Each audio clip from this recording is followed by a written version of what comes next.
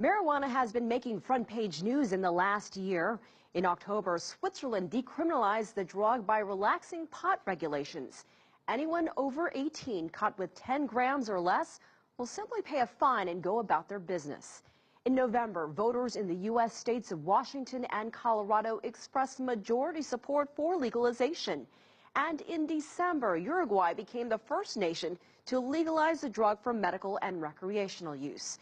Now, one of the smallest nations in the world is studying the big impact legalization could have on its 100,000 people. Our correspondent Stephen Gibbs goes to the island of St. Vincent and the Grenadines to explore the possibility of pot.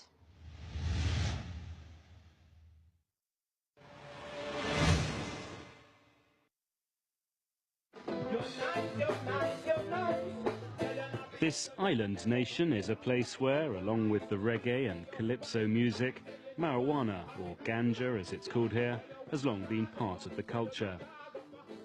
But perhaps surprisingly, St. Vincent and the Grenadines, like all its Caribbean neighbours, has very clear laws prohibiting the possession and production of the drug. That may be about to change. Ralph Gonsalves, the leftist prime minister who's governed here for the last 13 years, thinks his country's drug policy needs to move with the times. Look, a guy who has a young person, anybody, who has a spliff, why are you going to lock up a fella for a half an ounce of marijuana? He smokes it behind his grandmother's house. He doesn't pass in front of the police station with the spliff in his mouth and shouting to the police, "Hey there, Babylon, look at I man." He's not in contumacious disregard of the law. Why are you going to lock him up? Chances are, I love that. And in a wide-ranging interview, the Prime Minister went further, saying he believes this tiny country, its population is just 110,000, should look into producing homegrown medical marijuana. There are 20 states in the US of A with medical marijuana, with controlled growing. Now it's going to expand. That's 20 states out of 50. That is 40% of the great US of A. And the federal government is not enforcing federal law in those states in relation to marijuana. They respect the local decision of the people. Are we going to wait in the region until the horse has bolted, when we will import from the United States marijuana for medical purposes? Or are we going to look at it and see whether we can build an industry out of it? A worldwide movement for legalization of the drug is growing. This was Washington State in the US in 2012, on the day that its laws were relaxed on marijuana's recreational use. And this was the Senate in Uruguay last December, when legislators there made the South American country the first place in the world to legalize the use and production of the drug. St. Vincent is in fact already a significant exporter of marijuana, but it's not grown legally. It's produced in hidden fields here in the north of the island. We got in touch with two sisters who have their own ganja farm. It's a long hike up the hill.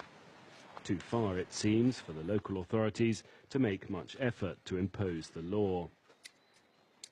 These women asked that we did not hide their identities, and they say they feel all this would be better if it were legal.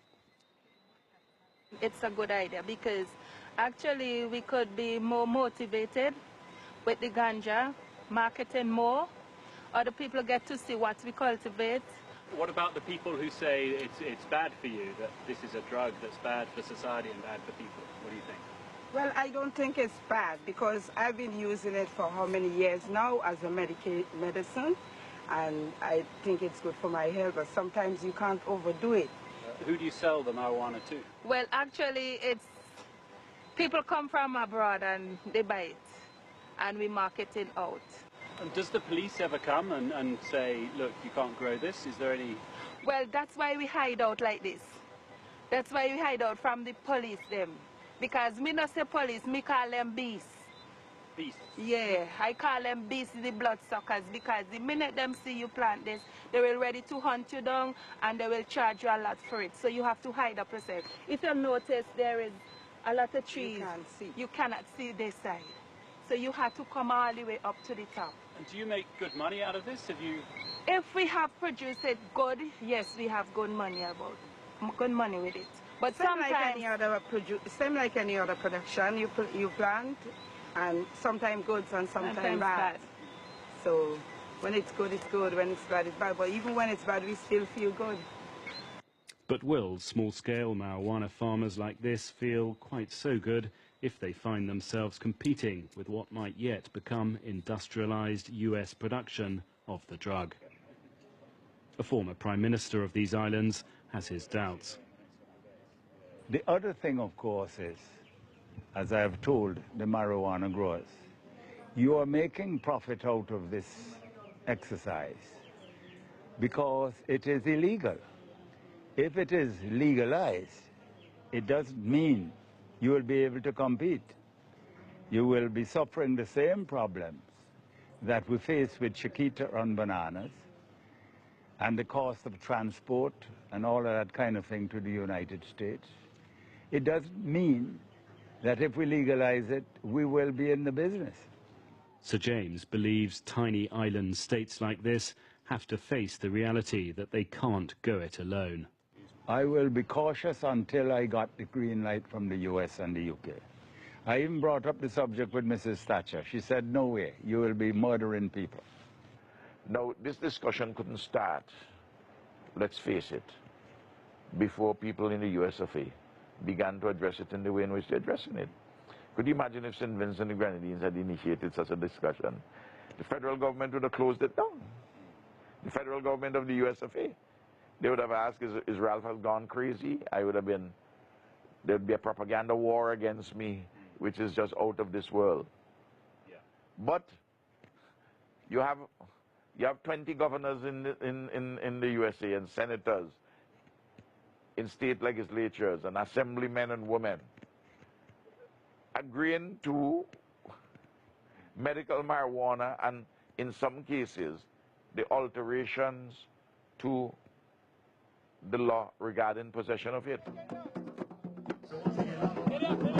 The debate has most certainly started, and that is having a knock-on effect in many corners of the world.